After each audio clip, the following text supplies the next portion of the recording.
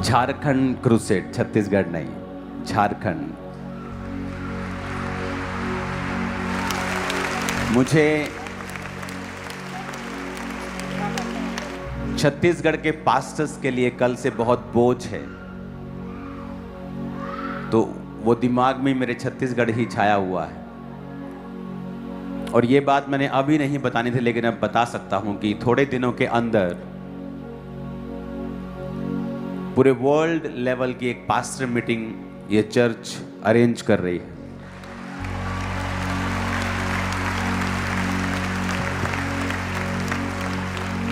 जिसमें सिर्फ मेंटरशिप वाले पास्टर्स नहीं, हम सब इकट्ठा होंगे।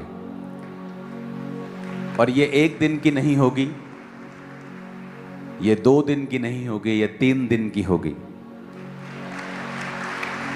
और इसमें सुबह एक सेशन होगा, फिर लंच होगा, शाम का सेशन होगा, फिर सुबह, फिर शाम, फिर सुबह, फिर शाम, फिर प्रेयर माउंटेन के ऊपर एक लाइव सेशन होगा। तो ये अपने आप one of its on kind, ये अपनी तरह की एक अनोखी और पहली इस चर्च की मीटिंग होगी जो आपने पहले कभी नहीं देखी होगी। आई थिंक जो भी परमेश्वर करता है वो अच्छा ही करता है। मेरे मुंह से वो झारखंड की वजह छत्तीसगढ़ निकला, क्योंकि मैं बताना नहीं चाहता था अभी। तो वाइफ ने आके बताया कि नहीं भाई साहब, छत्तीसगढ़ नहीं, झारखंड है। तो मैंने कहा ठीक है। तो मैंने कहा फिर ये परमेश्वर ने इसलिए किया है कि मैं आपको बता दूं, क्योंकि ये इम्पॉर्टेंट है, वेरी इम्पॉर्टेंट। और जो बात मैं आपसे करूंगा, छत्तीसगढ़ क्रूसेड को हम देखेंगे, और झारखंड, सॉरी, हालेलुया, वीडियोस को देखेंगे। वो आदि और अंत है, ते युगो युग के अटल है, युगो युग के अटल है, युगो युग के अटल है। वो आदि और अंत है, ते युगो युग के अटल है, युगो युग के अटल है, युगो युग के अटल है। वो आदि और अंत है, ते युगो युग के अटल है। मेरे परमेश्वर वास्ते, सारा कुछ पॉसिबल है। मेरे यीशु दे वास्ते सारा कुछ पॉसिबल है। मेरे परमेश्वर वास्ते सारा कुछ पॉसिबल है। मेरे यीशु दे वास्ते सारा कुछ पॉसिबल है।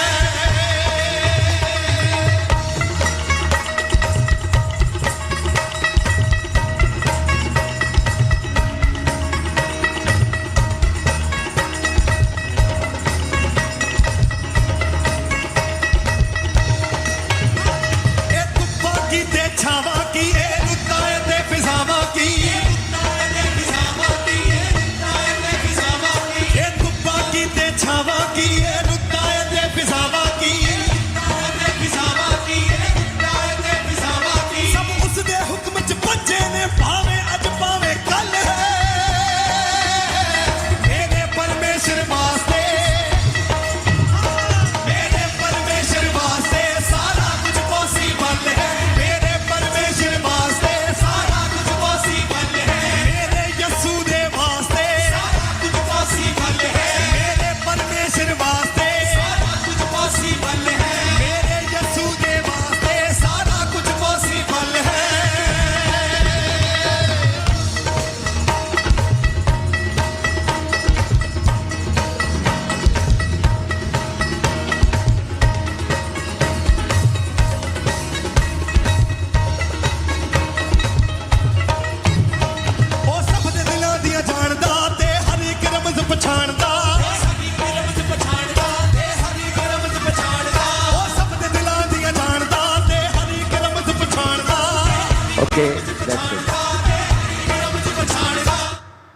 आई थिंक बाद में आप ये वीडियो देख लेना, इंटरनेट पे है।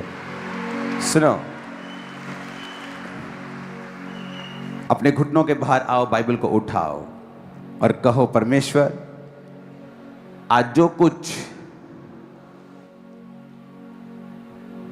नहीं, अभी चुप ही रहना तुम लोग, नहीं चुप रहो अभी, ओके, चुप रहो, अपने हाथों को उठाओ। अब टीम चुप रहना तुम लोग, ओके। अब तुम लेट हो, उठाओ अपने हाथों को, कहो आज जो कुछ मैं सुनूं मैं फलों को लेके आऊं। प्रभु यीशु मसीह के सामर्थी नाम में हम मांगते हैं।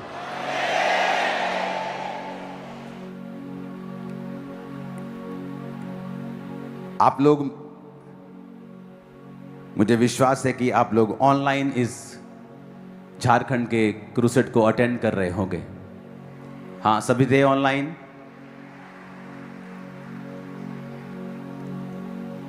इस क्रूसेड के बाद परमेश्वर ने मुझे एक बोझ दिया है, क्योंकि जब इस क्रूसेड के बाद अगले दिन मैं उस जगह में घूमने के लिए गया, तो अभी मैं वहाँ पे पहुँच ही रहा था उस जगह के ऊपर। मैंने अपनी वाइफ को बोला कि मुझे ऐसा लग रहा है कि मुझे यहाँ पे बहुत सारे लोग मिलेंगे। मेरी वाइफ बोले नहीं हो सकता है कि वो लोग थक गए होंगे 2 दिन क्रूसेड। मैं कहा हम क्रूसेड जिन्होंने किया है वो यहाँ घूमने आ रहे हैं इस जगह के ऊपर, वो बड़ी मशहूर जगह थी वहाँ की। तो मैं अभी बोल ही रहा था कि सामने जैसे ही हमने नारियल पानी पीने के लिए रुके, मेरा स्पिरिचुअल सन वहाँ खड़ा था। उसके आगे रुके तो पास्टर्स मिलने लगे। तो जहां हम घूमने गए थे वहां पर 70-80% लोग क्रिश्चियन थे और सभी मुझे जानते थे।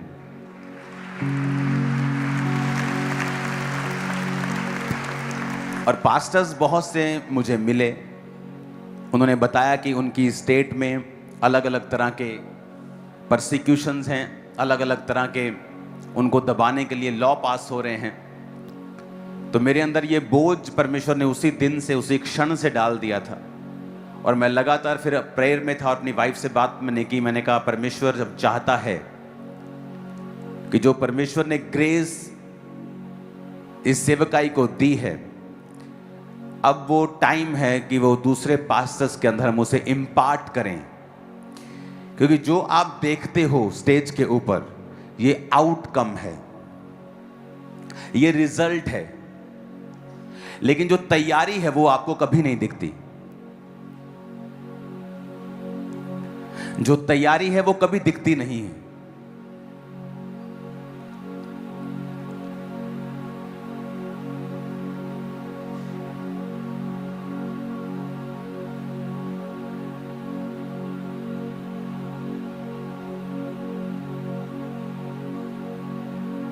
अपने पड़ोसी को बोलो तैयारी दिखती नहीं कभी। जो आप बिल्डिंग देखते हो ना, बुर्ज खलीफा देखते हो आप, वाह कितना लंबा है, कितना अच्छा है, लेकिन उसकी जो नींव है वो उससे कहीं अधिक मुश्किल, मजबूत, फैली हुई है जितना आपको वो दिखता है। तो परमेश्वर मेरे अंदर ये बोझ लगातार डालता ही जा रहा था कि मैं, क्योंकि उस पास्टर मीटिंग जैसे हम करते हैं, एक दिन की पास्टर्स आते हैं और चले जाते हैं, अब वो मीटिंग ऐसी नहीं होगी। उसमें जो शेड्स हैं उनको स्पेशली तैयार किया जाएगा, पास्टर्स उनकी फैमिलीज के रहने के लिए स्पेशल खाने का मेन्यू रेडी होगा, स्पेशल टीचिंग्स होंगी, वीडियो डेमोन्स्ट्रेशन होगी, रिटन टीचिंग होगी, सेमिनार्स होंगे, और उसमें बहुत से लॉयर्स भी होंगे जो आपको लॉ के बारे में भी बताएंगे। उसमें एक सेशन ऐसा भी होगा, हीलिंग सेशन होगा, टीचिंग सेशन होगा और सेमिनार्स होंगे। और ये इसलिए कि परमेश्वर के जो लोग हैं उनको ये बताया जा सके कि हर एक परिस्थिति के नीचे आपको गॉस्पल कैसे प्रीच करना है। क्योंकि जो तैयारी है वो कभी नजर नहीं आती। अब जब जीसस को लोग मिलते थे तो बाइबल कहती है कि भीड़ की भीड़ यीशु मसीह के पीछे रहती थी। जब भीड़ की भीड़ परमेश्वर के पीछे रहती थी तो वचन कहता है कि लोग उस पर गिरना चाहते थे, लेकिन किसी को भी जीसस के बारे में इतना पता नहीं था, पर्सनल लाइफ के बारे में वो चेलों को मालूम था। इसलिए वचन कहता है कि वो 3-3.5 साल उसने चेलों को ट्रेंड किया।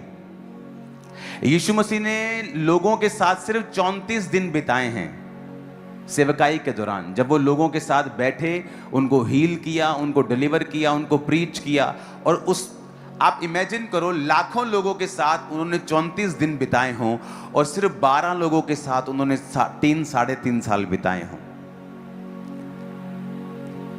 बुद्धि क्या कहती है कि लाखों लोगों के साथ ज्यादा समय बिताना चाहिए कि 12 लोगों के साथ ज्यादा समय बिताना चाहिए? अरे भाई, लाखों लोगों के साथ ज्यादा समय बिताना चाहिए, लेकिन परमेश्वर ने लाखों लोगों के साथ सिर्फ दिन बिताए हैं, लेकिन अपने चेलों के साथ उसने साल बिताए हैं। उसका रीजन ये था कि परमेश्वर ये चाहते थे कि उसके जो चेले हैं वो चीज़ों को सीखें जो लोगों को नज़र नहीं आती, लोगों को सिर्फ रिजल्ट नज़र आता है।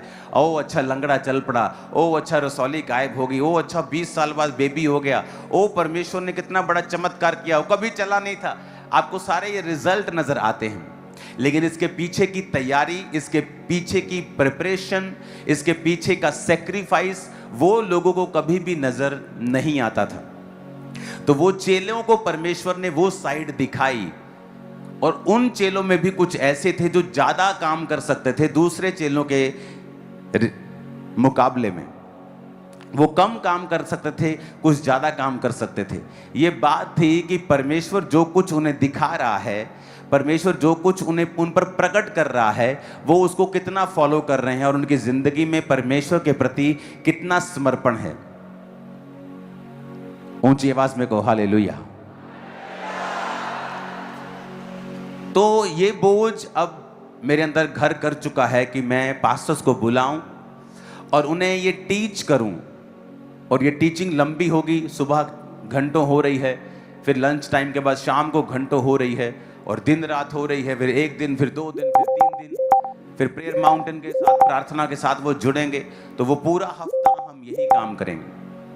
तो पास्टर्स को ईस्टर के बाद मैं अनाउंसमेंट करूंगा कि हम कब वो मीटिंग चर्च में अरेंज कर रहे हैं। तो ये एक ब्लेसिंग होगी कि पास्टर्स, क्योंकि पास्टर अगर अच्छी तरह से सीखता है, वो हजारों को बचाता है, वो सैकड़ों को छूता है।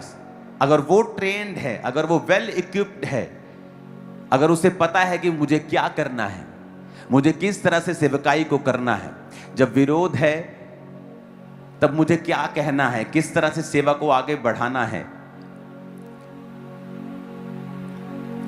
तीतुस 1 उसकी 4 आयत में लिखा है, तीतुस के नाम जो विश्वास की सहभागिता के विचार से मेरा सच्चा पुत्र है। ये पौलुस कह रहा है। तीतुस भी उसका एक स्पिरिचुअल सन था। परमेश्वर पिता और हमारे उद्धारकर्ता मसीह यीशु की ओर से तुम्हें अनुग्रह और शांति मिलती रहे। मैं इसलिए तुम्हें क्रेते में छोड़ आया था कि तू शेष बातों को सुधारे और मेरी आज्ञा के अनुसार नगर नगर प्राचीनों को नियुक्त करे, जो निर्दोष और एक ही पत्नी के पति हों और जिनके बच्चे विश्वासी हों, जिनमें लुचपन और निर्कुंशता का दोष ना हो, क्योंकि अध्यक्ष को परमेश्वर का भंडारी होने के कारण निर्दोष होना चाहिए। ना हठी, ना क्रोधी, ना पियक्कड़, ना मारपीट, ना नीच कमाई का लोभी, अतिथि सत्कार करने वाला, भलाई का चाहने वाला, संयमी, न्यायी, पवित्र, जितेंद्रिय। यानी जितेंद्रिय का मतलब कि जिसने अपनी इंद्रियों, जिसने अपनी वातावरण, अपने जीवन के ऊपर फतह को प्राप्त किया हो, जो अपने एटमॉस्फेयर से, अपनी परिस्थितियों के सामने झुका ना हो। ये एक टीचिंग है जो एक प्रेरित पास्टर को दे रहा है।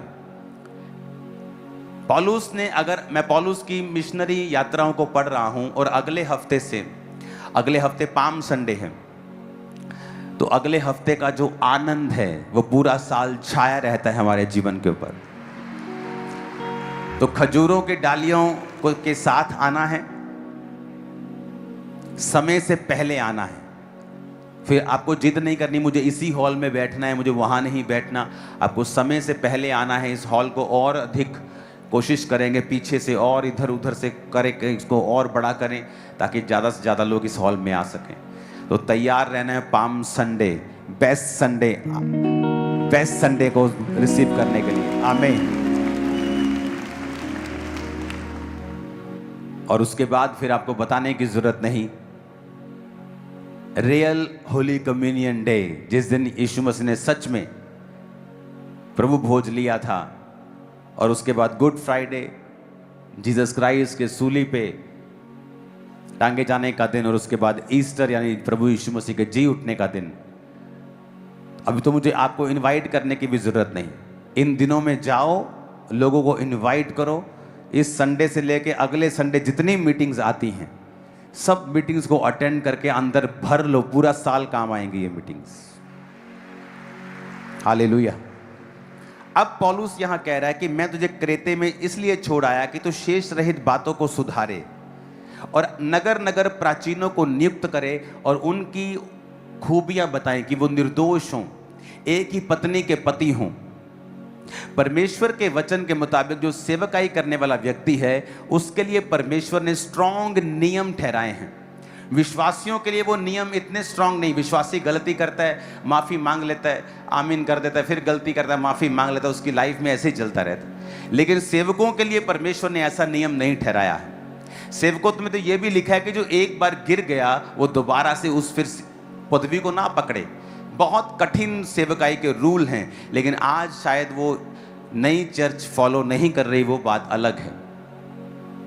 जो निर्दोष हो, एक ही पत्नी के पति हों, जिनके ऊपर कोई फाइनेंशियल फ्रॉड ना हो, जिनके ऊपर कोई फिजिकल फ्रॉड ना हो, जो अपने आप को इन दुनिया की चीजों से अलग रखते हों। हालेलुया।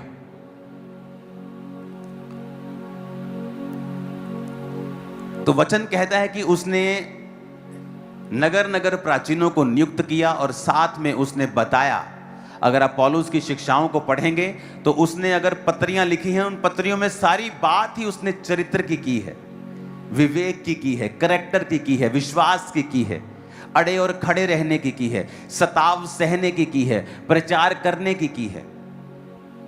आपको अगले संडे से मैं मिशनरी यात्राओं के बारे में सिखाने वाला हूं कि किस तरह पौलुस आज के तुर्की से, जो आज तुर्की है, वहां से वो स्टार्ट करता है, उसका विरोध होता है और वो वहां से चलता है ग्रीस की ओर। जो आज ग्रीस है वो वहां से चलता है एथेंस की ओर। उसके बाद जितने भी आप वचन पढ़ते हो, गलातिया, आप वो सारे उसी रास्ते में आते हैं। वो दिरबिया जिसको आप पढ़ते हो प्रेरितों के काम के अंदर, वो उसी ग्रीस में आता है जहां पर वो पौलुस जेल में बंद किया गया था और जेल टूट गई थी जब वो वर्शिप कर रहे थे पौलुस और सिलास। वो आज भी वो जेल उसी कंडीशन में ग्रीस में मौजूद है। तो आज जब आप देखेंगे तुर्की से किस तरह वो उसका विरोध हुआ, वो ग्रीस में गया, वहां से विरोध हुआ, ग्रीस से आगे गया, उसके आगे गया, इटली में गया, उसके बाद पूरे यूरोप में वो प्रचार करके नगर नगर प्राचीनों को नियुक्त करके वो ध्यान देता था कि जो प्राचीन, जो पास्टर्स हैं, सेवा करने वाले, उनके जो चरित्र हैं वो मजबूत हों, उनकी नींव मजबूत हो, उनकी जिंदगियां मजबूत हों, ताकि जो कलीसिया है वो उन्नति पाए, वो देह जो है वो उन्नति पाए। हालेलुया।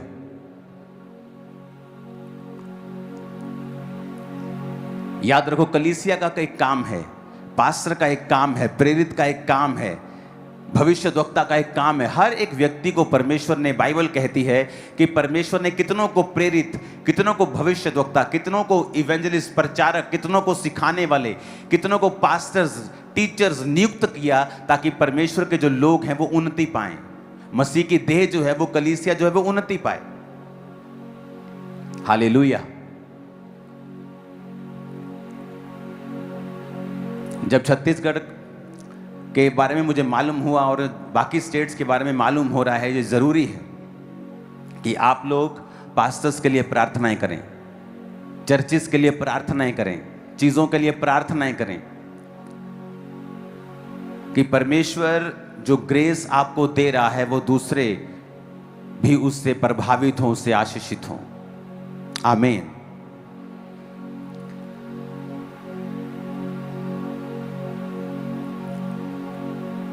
जब वहां पे क्रूसेड हुआ था तो बहुत सारी चीजें थी। तो अब जब झारखंड में क्रूसेड था तो मैंने कहा था कि मुझे मालूम है कि क्रूसेड की ऑफरिंग से आप कभी क्रूसेड नहीं कर सकते। वो इतनी कम होती है और खर्चे इतने ज़्यादा होते हैं, खासकर अगर जब आप पंजाब से बाहर अपनी चीज़ों को यहाँ से लेके जाते हैं, वहाँ चीज़ें नहीं मिलती कई जो आपको चाहिए, जिस स्टैंडर्ड की, वो आपके आसपास आपको बड़े शहरों में आपको ढूंढनी पड़ती। आप वहाँ की ऑफरिंग से आधा खर्चा भी नहीं कर सकते जो आज इस क्रूसेड का खर्चा था। किसने सपोर्ट किया? चर्च ने। वो आशीष भी किसको मिलेगी? चर्च को, क्योंकि आपकी वजह से वहां पे लोग बचे। कितने समझ रहे हैं इस बात को? वहां पे टीम बता रही थी कि 2 दिन की ऑफरिंग में आधा खर्चा भी नहीं होगा, लेकिन वो खर्चा किसने किया? जिन्होंने प्लेज किया कि मैं झारखंड क्रूसेड के लिए मैं बीजों को बोऊंगा।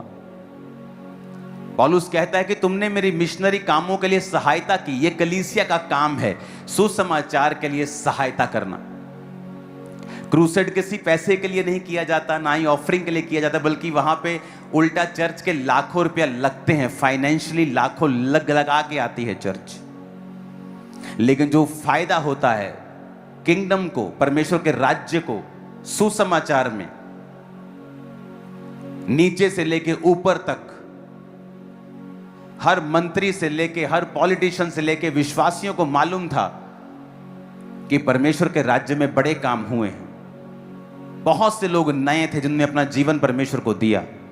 हजारों लोग परमेश्वर में शामिल हुए, हजारों पास्टर्स ने आशीष को पाया वहां पे आकर। तो आपको क्या लगता है, वो लोग जिन्होंने सपोर्ट किया कि हम आपको सपोर्ट करते हैं, इस चर्च को सपोर्ट करते हैं, हम जानते हैं कि ऑफरिंग से क्रूसेड नहीं करवाए जा सकते। जो पंजाब के क्रूसेड होते हैं वहां की ऑफरिंग से आधा खर्चा निकल जाता है, लेकिन बाहर के क्रूसेड से आधा खर्चा भी नहीं निकलता है। लेकिन जो लोग बोने वाले लोग, उनको मालूम होता है कि हम चर्च में बो रहे हैं, परमेश्वर का काम हो रहा है, बड़ा काम हो रहा है। पौलुस का भी यही काम था। वो जहां जाता था मिशनरियों को, वहां पे प्राचीनों को नियुक्त करता था, उनको कैरेक्टर के बारे में सिखाता था, पास्टर्स को सिखाता था कैसे जीवन जीना है, क्योंकि उसे मालूम था कि अगर मैं इनकी पर्सनल लाइफ में इनके कैरेक्टर को अगर मैं सेट कर दूंगा, इनकी स्पिरिट को सेट कर दूंगा, ये कभी भी गिरेंगे नहीं, ये कभी भी सेवा में रुकावट नहीं आएगी। ऊंची आवाज में को हालेलुया।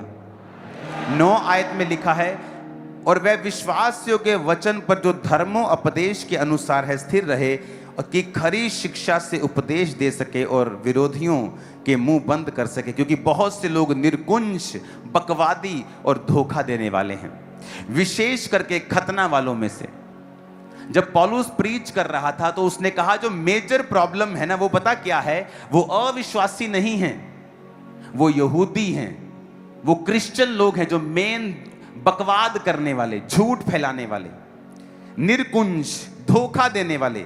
निर्कुंज का मतलब जिनको खुद कोई दर्शन नहीं है, लेकिन पौलुस जो दर्शन के नीचे था उसकी वो खिलाफत करते थे। कहता है खतना वालों, विशेष करके खतना करने वालों से इनका मुंह बंद करना चाहिए। ये लोग नीच कमाई के लिए अनुचित बातें सिखाकर घरों के घर बिगाड़ देते हैं। कहता है ये लोग जो अपने आप को मसीही कहते हैं, क्रिश्चियन कहते हैं, नीच कमाई के लोभी हैं। आज चर्च में सिस्टम है, अगर आपको क्रूसेड करवाना है आपको इसी नंबर पे ऑफरिंग भेजनी है। क्यों? ताकि लोग इस मिनिस्ट्री का नाम गलत इस्तेमाल कभी ना कर सकें, इसको बिजनेस ना बना सकें। यहां जब अब पास्टर्स लोग आएंगे, लाखों रुपए का खर्चा होगा, लाखों रुपया फूड का, लाखों रुपया चीजों का, लेकिन एक भी पास्टर से 50 रुपए भी रजिस्ट्रेशन नहीं ली जाएगी। सब फ्री आएंगे, सब रहेंगे, खाएंगे, पिएंगे, सीखेंगे, उनको देकर भेजेंगे अनॉइंटिंग ऑयल, उनको रुमाल, उनको ब्लेसिंग की चीजें। हालेलुया। जो क्रूसेड्स आज लोगों की कमाई का साधन बन गए कि बड़े पास्टर का क्रूसेड करवाओ, पैसे ऐंठो लोगों से और फिर कहो जी हमने क्रूसेड करवाया। मैंने कहा ऐसा नहीं होगा। आप एक सिस्टम के नीचे काम करेंगे और यही सिस्टम होगा कि लोग एक जगह बोएंगे, वहां से सारा खर्चा होगा, चर्च पे कर देगी। हम अपना साउंड, अपनी चीजें, अपनी स्टेज, सब कुछ अपना लेके गए इधर से, और क्लीन क्रूसेड, फायर से भरा हुआ, आग से भरा। अब तक आग मेरे जीवन पे है उस।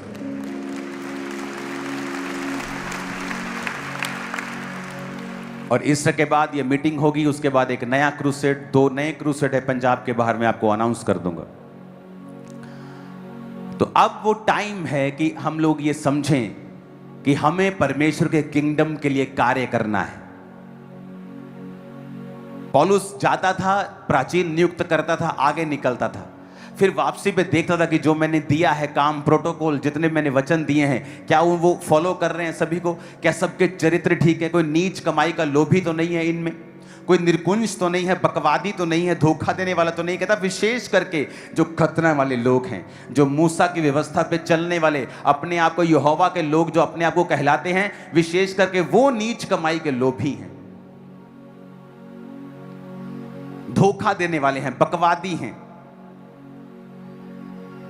अनुचित बातें सिखाते हैं, बकवाद करते हैं, जो बातें अनुचित हैं उनको बोलते हैं। और वचन कहता है कि पौलुस के अंदर यह बोझ था। अगर इसलिए आज जब आप यूरोप साइड जाएंगे, आपको डायरेक्ट दिखेगा कि यहां पर जो काम किया गया था उसका असर आज 2000 साल बाद भी आपको वहां नजर आता है। 2000 साल बाद भी मसीह में की गई मेहनत कभी व्यर्थ नहीं जाती। आज पूरा वर्ल्ड आप इस कलीसिया को देख रहा है, पंजाब की कलीसियाओं को वो देख रहे हैं कि किस तरह से परमेश्वर ने हमें ब्लेस किया और किस तरह से परमेश्वर ने आपकी मेहनत को व्यर्थ नहीं होने दिया। और आप रीजन बने लोगों के विश्वास में बढ़ने का, पास्टर्स के लिए इंकरेजमेंट में रहने का, कि परमेश्वर सब कुछ कर सकता है। अगर हम अड़े रहेंगे, खड़े रहेंगे, तो डेफिनेटली गवाही के साथ ही वापिस आएंगे। आमीन।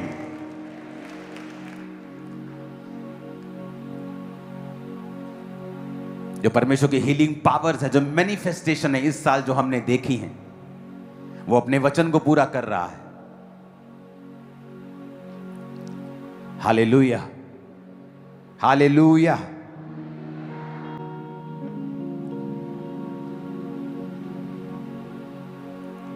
अपने देश के लिए अपने हाथों को उठा के प्रार्थना करेंगे। सुनो, जो कुछ देश में घट रहा है, सिलेंडर नहीं है, वो नहीं है, सब कुछ सरकार के ऊपर नहीं होता। जब युद्ध शुरू हो जाता है, सरकार कुछ नहीं कर सकती। तो हमारी प्रार्थनाओं की जरूरत है। इस देश को, आप लोगों को अपने हाथों को उठाएंगे, अपने देश के लिए प्रार्थना करेंगे। खुदा बाप, उस युद्ध के ऊपर तेरा हाथ आए, तेरी शांति आए। भारत को ब्लेस कर, यहां के लोगों को ब्लेस कर, हर तरह की शॉर्टेज को खत्म कर। खुदावंद, तेरे जीवित नाम में हम मांगते हैं, आमीन। ऊंचा ये आशीष हमारी। आप इमेजिन करो कि एक जगह पे युद्ध हो रहा है और जस्ट एक छोटा सा 33 किलोमीटर की वो कनाल सी है, वो समुद्र सा है, 33 किलोमीटर, सिर्फ वो बंद हुआ है तो हम सब लोग दुखी हो गए। इंडिया में वहां पे हम किसी ढाबे पे या किसी रेस्टोरेंट में रुकते थे तो बोलते थे कि मेन्यू हमारा आधा हो गया, हमारे पास सिलेंडर नहीं। सब इफेक्टेड हैं जस्ट एक छोटे से रास्ते के कारण। इमेजिन करो अगर ये युद्ध 4 गुना बड़ा हो जाए, बड़े देश शामिल हो जाएं। इमेजिन करो पेट्रोल और देश क्या, सरकार क्या करेगी? अब सब दुनिया ही अगर लड़ पड़ी, तुम्हारा पूरा मोहल्ला ही अगर लड़ने लग जाए, तुम क्या कर लोगे? बीच में जाओगे, तुम्हें भी पड़ जाएगी एक आधी। तुम्हें दूर ही रहो भाई। अब पूरा दुनिया ही अगर लड़ने लग गई तो सरकार उसमें क्या करेगी? वो बेस्ट एफर्ट करेगी, तब भी नहीं कंट्रोल कर पाएगी, क्योंकि अब ये सिर्फ सरकार के हाथों में नहीं है। इमेजिन करो एक छोटा सा युद्ध हुआ है, अभी तो अमेरिका जस्ट पीछे खड़ा है, वो तो पूरा लड़ भी नहीं रहा। मैं आपको बता रहा हूं, वो इतना पावरफुल है, अगर वो फुल लड़ेगा तो कभी का खत्म कर सकता। इमेजिन करो आप, और ईरान वो भी अपनी पूरी पावर दिखा रहा है। और इमेजिन करो कि एक देश, 2 देश लड़ रहे हैं और पूरी दुनिया पे इफेक्ट हो रहा है। भारत में 140 करोड़, दुनिया का हर 6ठा आदमी एवरेज भारतीय है।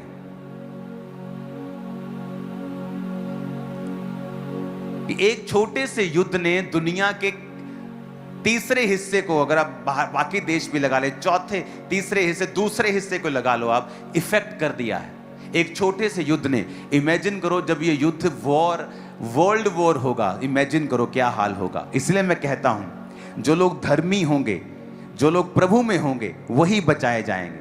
उनको मालूम होगा अब परमेश्वर मेरे साथ है, ऐसी की तैसी शैतान। और दूसरे लोग क्या होगा? वो घबराएंगे, वो घबराएंगे।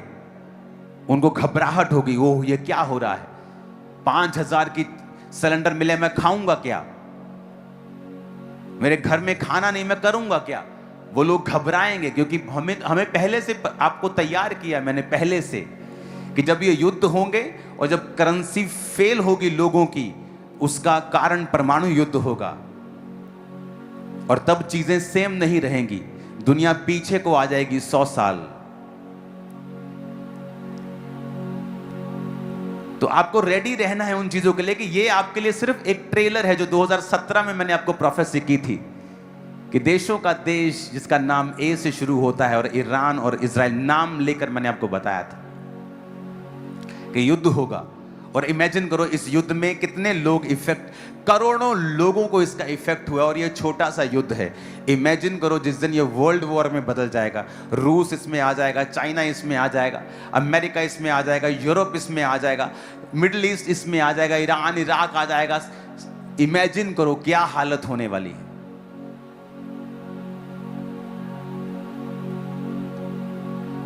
इसीलिए जितनी रूहें बचा सकते हो बचा लो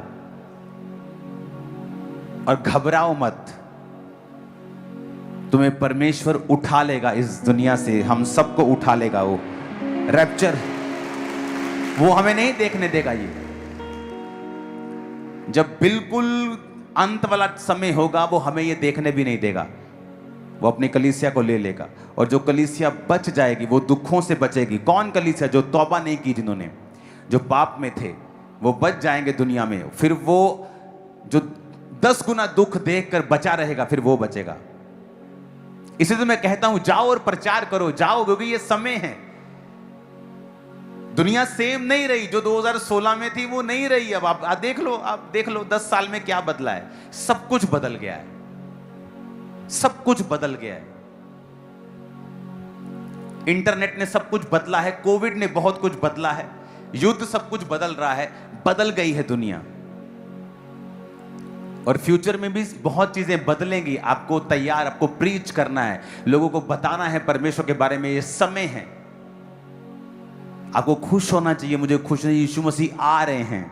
अगर वो आज रात आ जाएं तो सबसे खुश मैं हूं और ले जाएं हम सबको।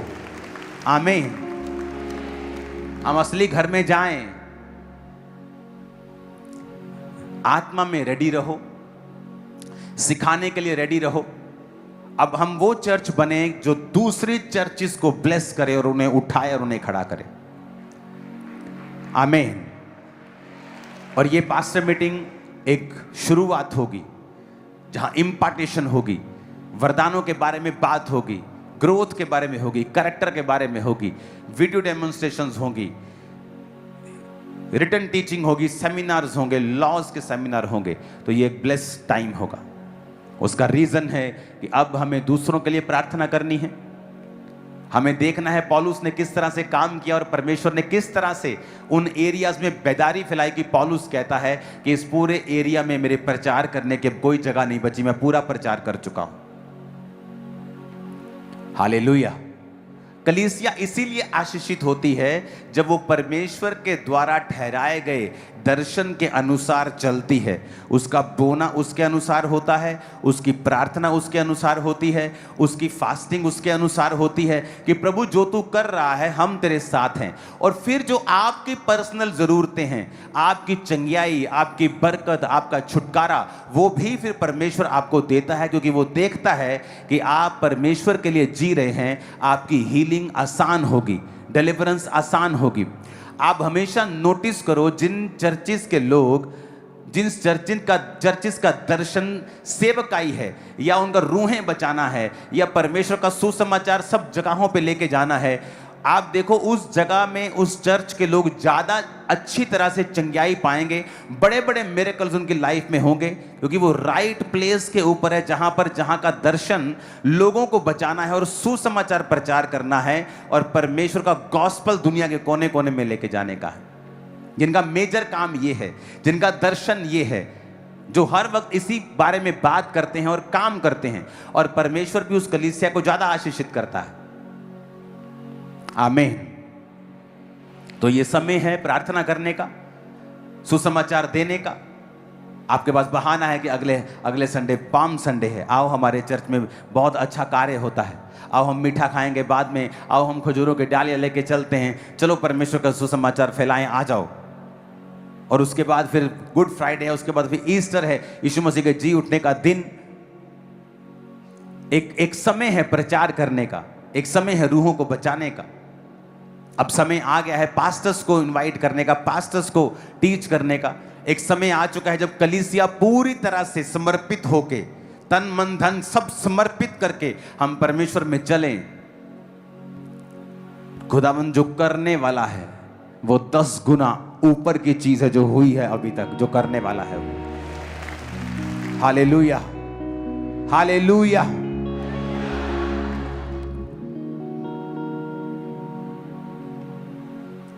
क्रूसेड के बाद पीएनजी के प्राइम मिनिस्टर का मुझे वीडियो कॉल आया, मुझे कॉन्ग्रेचुलेट कर रहे थे कि मैंने वो मीटिंग देखी, वाह बड़ा अच्छा था, कि पूरी दुनिया तक वो सुसमाचार क्या है कि परमेश्वर क्या कर रहा है। अब हमें प्रार्थनाओं में रहना है, पूरी दुनिया के लिए प्रार्थना करनी है, पास्टर्स के लिए प्रार्थना करनी है, इंडिया की अदर स्टेट्स के लिए प्रार्थना करनी है, दूसरे पास्टर्स के लिए प्रार्थना करनी है कि परमेश्वर इस चर्च को यूज करे। प्रार्थना करनी है कि वो पास्टर्स को इम्पार्ट कर सकें, उनको इक्विप्ड कर सकें, उनको ब्लेस कर सकें, उनको इनकरेज कर सकें। मैं एक्साइटेड हूं आने वाले दिनों के लिए, और मुझे मालूम है परमेश्वर ने हमारे लिए, आपके लिए, पास्टर्स के लिए एक बड़ा भंडार रखा है आत्मिक आशीषों का, जो हमें वो देने वाला है। और वो कृपा करेगा और वो दया करेगा। आमीन। हम सुपरनैचुरल पावर से चलेंगे, सुपरनैचुरल मैनिफेस्टेशन के साथ चलेंगे। आमीन। आपके हाथों में पावर है, आपके हाथों में जीवन है।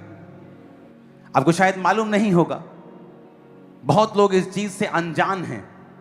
कई बार आपके जीवन में जब प्रॉब्लम होती है, आपके पेट का दर्द नहीं जा रहा है, आप मेडिसिन खा रहे हैं, आप टेस्ट करवा रहे हैं, आप इंडोस्कोपियां करवा रहे हैं, आप स्कैनिंग करवा रहे हैं, और एक दिन परमेश्वर का आत्मा आपको बोलता है, क्या कर रहा है तू? अपने पेट पे हाथ रख और कमांड कर। क्या कर रही है तू? अपने पेट, अपने यूट्रस पे हाथ रख और कमांड कर। क्या कर रहा है तू? अपने सिर पे हाथ रख और कमांड कर। आपको समझ आता है कि मेडिसिन परमेश्वर ने ठहराई हैं, टेस्ट खुदा ने बनाए हैं, लेकिन कई चीजें परमेश्वर चाहता है हमारे जीवन में सुपरनैचुरली हो, ना कि दवाइयों के साथ। डॉक्टर के पास जाना बुरी बात नहीं है, अच्छी बात है। बाइबल कहती है बीमारों को वैद्य की जरूरत है, लेकिन आपको मालूम होना चाहिए कि आपके हाथों में पावर है। अगर आप अपने हाथ को बीमारी वाली जगह पे रख कर कमांड करते हैं कि अब बीमारी, इन्फेक्शन, दर्द, ग्रोथ, रसौली निकल मेरे जीवन से यीशु मसीह के नाम में, आपको उस समय लगेगा कुछ नहीं हुआ, लेकिन आप देखेंगे वो बीज जो आपने बोया था हीलिंग का, अब बड़ा हो रहा है, वो आप हील हो रहे हैं, आप डिलीवर हो रहे हैं। आप अच्छी डाइट लें, कोई फर्क नहीं, डाइट से आप हील होते हैं, आप मैनेज होते हैं, बट डाइट आपको हील नहीं करती, वो आपको मैनेज करती है। आप कभी किसी शुगर वाले व्यक्ति से पूछे जो दवाई खाते हैं शुगर की, कि वो दवाई उनकी हीलिंग के लिए है क्या? नो, शुगर की गोली आपको कभी हील नहीं करती है। शुगर की गोली आपकी शुगर को मैनेज करती है। बीपी की गोली आपकी बीपी को मैनेज करती है, उसे हील नहीं करती है। आप शुगर की गोली खाएंगे, वो शुगर कंट्रोल में रहेगी, लेकिन हील हुए क्या? अगर हील हुए तो फिर सारी उम्र से दवाई क्यों खा रहे हैं? क्योंकि वो दवाई आपको हील नहीं करती, आपको मैनेज करती है।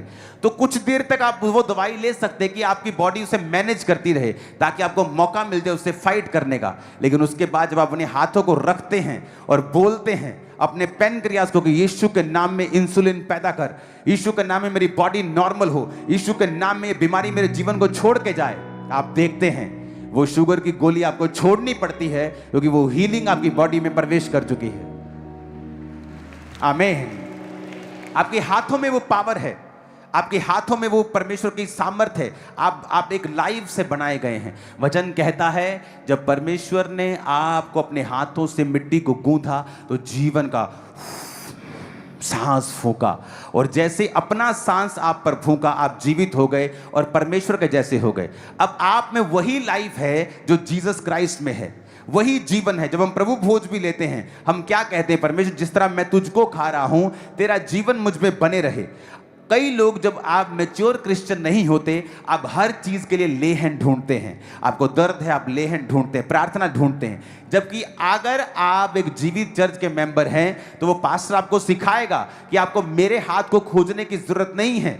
आप अपनी बॉडी पे हाथ रखें, अपने जीवन को करेक्ट कर लें, तौबा में चले जाएं और रोज अपने जीवन बॉडी पे हाथ रखें, उस बीमारी को जाने के लिए बोलें, उस इन्फेक्शन को गायब होने के लिए बोलें। आप देखेंगे कि आप रिकवर कर रहे हैं और पूरी तरह से हील हो चुके हैं और वो शैतान आपको छोड़ के जा चुका है। मैं आपको बता रहा हूं, आपके हाथों में वो लाइफ है, आपके हाथों में वो जीवन है, आपके जीवन के अंदर, आपकी बॉडी के अंदर वो जीवन है। जस्ट आपको वो अधिकार प्रयोग करने आने चाहिए। आमीन, आमीन। कई बार आप डाइट से उसे मैनेज करते हैं, हम कई बार दवाइयों से उसे मैनेज करते हैं, हम उसे मैनेज कर सकते हैं, लेकिन जो हीलिंग है वो खुदा की ओर से आती है। आप उसे हील नहीं कर सकते। इसलिए कहा जाता है अच्छी डाइट खाएं। जो सेमिनार चर्च ने करवाए थे वो डाइट के उसे फॉलो करें। लेकिन अगर आपको कंप्लीट हीलिंग चाहिए, डिलीवरेंस चाहिए, तो बॉडी पे हाथ रखें, यीशु के वचन को कमांड करें, यीशु की आज्ञाओं पर चलें और देखें फिर आपकी लाइफ में क्या होता है। जबरदस्त रिजल्ट आएगा आपकी लाइफ में। आमीन। आपके शब्दों में पावर है। आप अपने मुंह से बिगाड़ सकते हैं, मुंह से बना सकते हैं।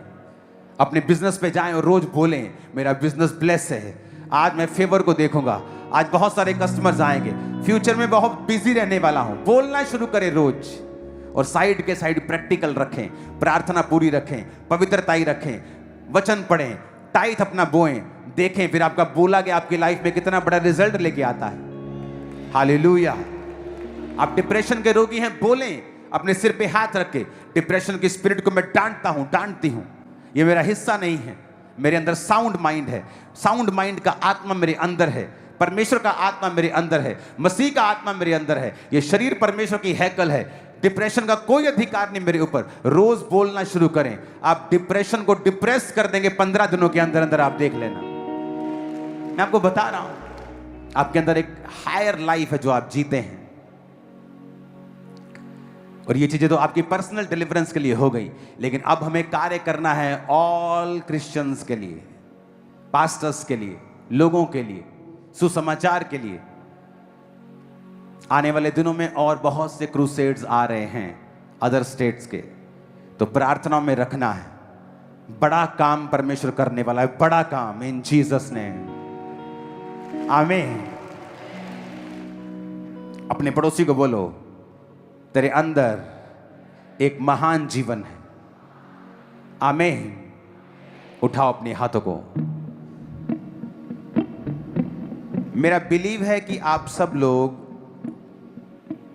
फास्टिंग कर रहे होंगे इन दिनों में। जो नहीं कर रहे हैं फास्टिंग, कृपया फास्टिंग करना स्टार्ट करें। और अगले 21 दिन के लिए आप लोग चर्च में आएंगे रोज 9 से 5, और आप प्रेयर करेंगे फास्टिंग में। हमारा फास्टिंग प्रेयर करने का विषय है सुसमाचार प्रचार हो, परमेश्वर सेवकाइयों को सुरक्षित रखे, चाहे वो यहां की हो चाहे वो दूसरी स्टेट्स की हो। सुसमाचार का काम हो, Easter meeting, good Friday meeting, palm Sunday meeting, holy communion meeting पे लाखों लोग अटेंड करें और हजारों हजारों हजारों यीशु को अपना जीवन दें और खुदा में शामिल हों। आप जानते हैं, मैं जानता हूं कि यीशु मसीह धर्म परिवर्तन करने नहीं आए। और आज तक जितने पास्टर्स के ऊपर केस पड़े, एक जगह भी साबित नहीं हुआ और सब लोग छूट गए हैं। हम जानते हैं कि मसीह जीवन बदलने के लिए आए। तो ये प्रार्थना आप करेंगे अगले 21 दिन फास्टिंग में। 5 बजे रोज आप चर्च में होंगे, फास्टिंग ओपन करेंगे लंगर के साथ, उसके बाद आमीन हो जाएगा। और इन प्रार्थना पॉइंट्स को टीम आपको चलाकर दोबारा से वीडियो को सुनाती रहेगी कि इन प्रेयर पॉइंट्स के लिए आपको प्रार्थना करनी है। उठाओ अपने हाथों को। Thank you Jesus.